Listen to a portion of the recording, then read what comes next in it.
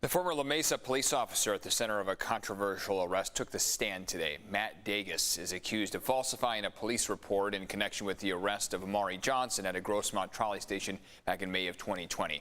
And News 8's Chris Groh has been following these developments for months now. He joins us live with more on what happened here in court today. Chris?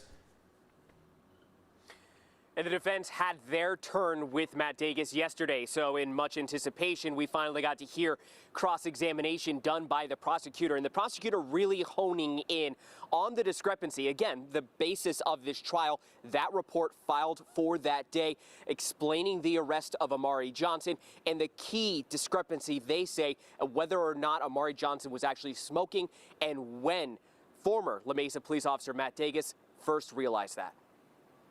You don't think it's important to let the prosecutor know that when you say in your report, I observed him smoking, you advised him of smoking ordinances, you told him you observed him smoking, that when you get to him and you see all he has in his hand is a cell phone, that's not important to put in the report? That's correct. I did not detain him or cite him for those things, so I did not find it relevant.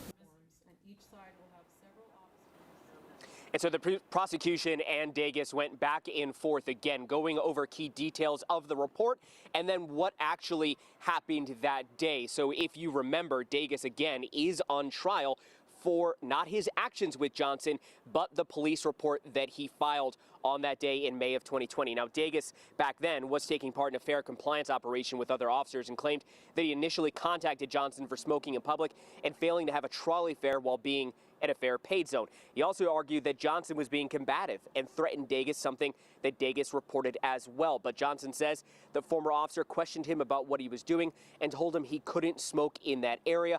Eventually, we saw what was a confrontation, an argument, and then later on, the arrest of Johnson. Now, after the prosecution is done with cross-examination, they do plan on getting to closing arguments at some time this afternoon.